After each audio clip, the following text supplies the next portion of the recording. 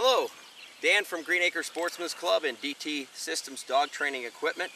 Here today to give you some useful points and exercises to work with your pointing dog from the time you get them as a puppy. Usually people acquire their dog when they're 7 to 8 weeks old, and at this point it's imperative that we start training our dog.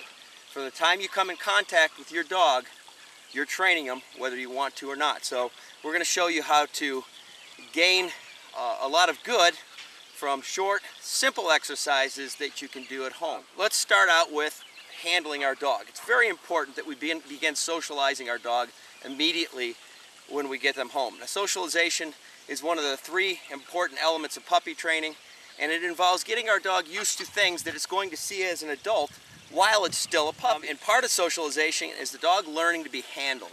So when you get your puppy home, it's important that you handle them physically a lot. But let's talk about one of the most important elements of handling. Usually when we pick our dog up, they're going to want to get down at a certain point. When they want to get down, they're probably going to wiggle and try to get away from us. It's very important that we set precedent at this time that they're never going to receive positive reinforcement when they do the wrong thing. Because positive reinforcement is the most important element of dog training. You never give positive when the dog's doing the wrong thing. So we don't want to promote the dog wiggling and fighting to get their way. So we use physical pressure, which is a form of negative reinforcement.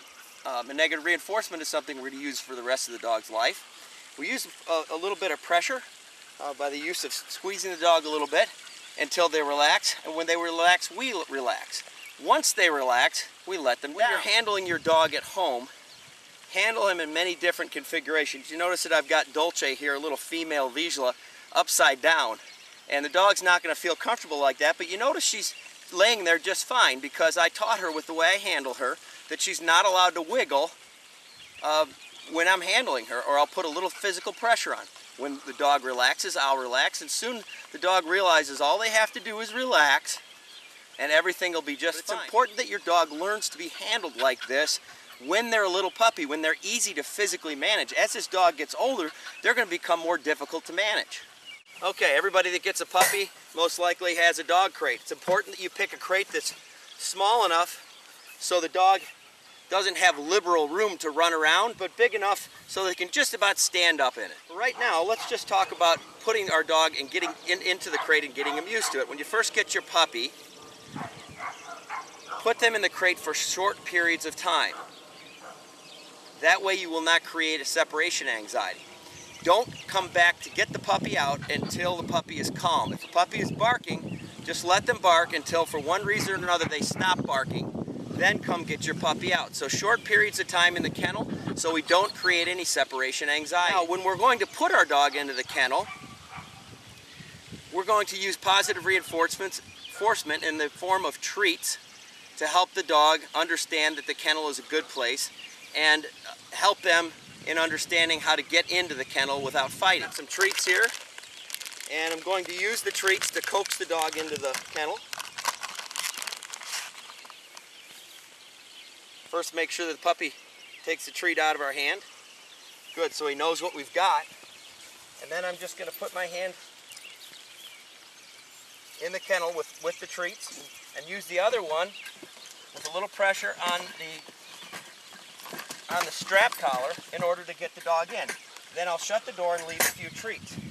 Now it's going to take a while for this puppy to understand. It's going to take our puppy a while to understand that when they get in, they're going to get treats. Now this is one of the most important parts of puppy training.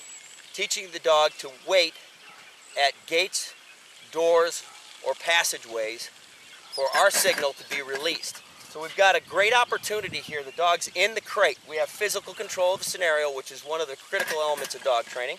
We've got physical control of the scenario, and we have the dog wanting something. We have a positive reinforcement to be able to give the dog. So we're not just going to give that positive reinforcement away. We're going to wait until the dog does what we want him to do. So this is the first way this dog's going to learn the whoa command. So we've got our door, and obviously this dog is going to want to get out. He's pouncing at the door, etc. So what we're going to do with our little pup is we're going to continue to open and shut the door, bouncing the door on the puppy's nose until they finally stay back and don't rush the door. And once we can open this door all the way up with the dog staying in the crate, we will release them. Nope. By saying their name. Dolce. Good. So the dog is learning right away when they're excited, they can't just do what they want to do. They have to go through us in order to receive that positive reinforcement. It's important that whenever our puppy is outside of its crate, that we're watching him. Never leave a puppy unattended until they're completely trustworthy. If you don't watch your puppy, chances are they can have an accident or get themselves into trouble doing something wrong and pick up a bad habit. So it's very important to watch your puppy anytime that it's outside of its crate. Let's talk about getting our dog to learn proper habits in regards to relieving itself. We want to prevent bad habits with puppies. So we never want to give this dog an opportunity to make a mistake and have an accident in the house. The way we do that is we try to make it impossible for them to make that mistake by getting it out and giving it a chance to go to the bathroom anytime after it's eaten, anytime after it's drank water, anytime after it's been in the crate for an extended time, any time after the dog has been sleeping, or any time past 10 minutes outside of its crate. And if you do that, and you make sure you walk your dog for a long enough period of time outside to ensure that they relieve themselves, you'll pattern in the right behavior. And dogs are cyclic just like people. They have habits. If you create good habits, the dog is going to naturally seek those good habits and do it that way again and again. When you get your 7-week-old puppy home, get a nylon strap collar that fits snugly such that you can't pull it over the dog's head.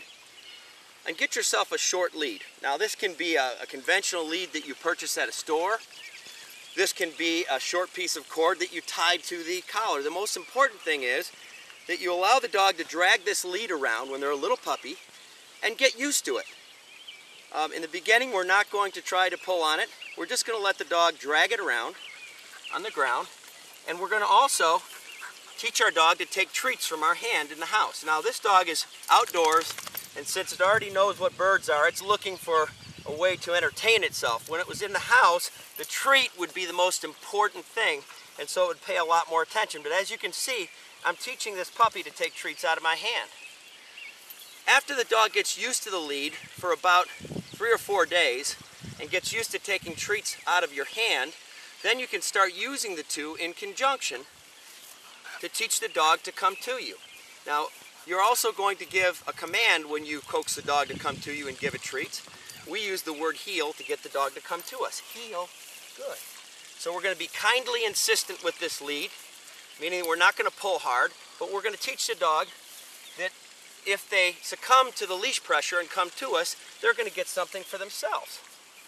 Good. And if you decide that you want to heel your dog on one side or the other, use that relative hand. I want this dog to learn to heel on my left, so I'm using my left hand. That'll be important later. Okay, back with Dolce, our 4-month-old Vizsla. We're actually demonstrating pedestal whoa, which will actually start with dogs that are 7 to 8 weeks old and continue on during their puppy training. Here we have an upside-down garbage can, and this provides us a fairly unstable pedestal to start teaching our dog the whoa command. So we're going to carefully place our hands under the belly and under the neck to stabilize our pup. We're going to set them on this pedestal. And we're going to slowly take our hands away. Notice we have our lead on as well. And we're going to keep our hands close, and we're going to allow the dog to decide whether they want to jump off or not. If they jump off, it's important, I'll demonstrate, to catch our dog. So have your hands close, very close in the beginning, and don't trust them. And have your garbage can, an upside down kitchen garbage can, on a flat surface so it's stable. You don't want it to be wobbling around in the beginning. Your dog gets up there, just continue through insistency and repetition to get him to stand on this pedestal. And you'll notice, eventually, after falling off a few times and being caught by you, they will stand on this pedestal. Once a dog comfortably stands on the pedestal, you can offer them a treat. Good. After several days of this exercise, when your dog becomes confident and associates positive, in other words, they recognize that they're going to get a treat and they take the treat readily, you can begin actually giving the dog the command. When you put them up on the pedestal, you give the dog the whoa command. Now, as the dog gets better and better at this, you can trust him a little more. And you notice that I have my hand on the leash. Just in case the dog begins to fall off, I can catch them. We're going to demonstrate that. Dolce's probably going to come off here in a second. But you notice I'm making it more advanced now. I'm walking around the dog, and Dolce doesn't want to fall off of this pedestal. So the pedestal creates a thought process naturally that causes the dog not to want to move. And we're going to build an association with the word whoa. Good. Good. This also teaches the dog humility. It teaches the dog that we are dominant and that in certain situations we have complete control. And this sets precedent. Good dog. Good. Eventually we can walk all the way around the dog. Whoa. Whoa. Using the lead to help stabilize the dog. Whoa. Whoa. And this can be done once a day. Cut. The best way to start our retrieving exercises is actually in a house, down a hallway with all the doors shut. Starting from the open end of the hallway, throwing the bumper into the closed end or the dead end. That way when your puppy picks up the object, they won't have any other option but to come to you. When they turn to you, you praise them. Chances are they'll come running back and then just scoop them up into your arms. You should still let them drag a lead while they're doing this. Don't do too many retrieves. The cardinal sin of retriever training is to do too many and bore your dog. Quit while your dog is still excited. How do you guarantee that? You quit when your dog's excited. So if it's one retrieve and your dog does it correctly in the beginning, quit then. Only later, when you're positive your dog is going to go for the next one, you can begin adding more retrieves to your scenarios. Once a dog is proficient doing retrieving and excited about doing retrieving in the house, down the hallway, then you can have your longer lead on. We've got a 30-foot check cord, and go outside. When you go outside to do your retrieving, it's important to do it in areas that have as little distraction as possible. Have your lead unfurled, so you're not going to get tangled in it. Have your retriever bumper up, and hold your lead close to the dog. That way the dog's not going to get tangled. Get the dog excited like you did inside, and throw it short first. Now if this was day number 1, I'd praise my puppy. I wouldn't take the bumper out of its mouth for a while, and then when I took it, I'd give it back. Good dog. If this was day number 1, that's probably where I would quit. That way I guarantee the dog's not going to get bored with this exercise. Only after the dog shows consistency and excitement for retrieving should we add another retrieve. Dolce. Good dog. Good dog. Once our dog becomes confident with the suitcase method, when we're just standing still, we can begin to walk around the dog.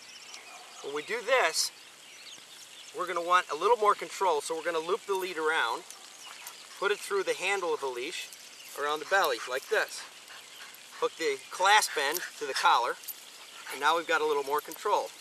If the dog gets excited, just literally grab him like this, use your hands to stabilize.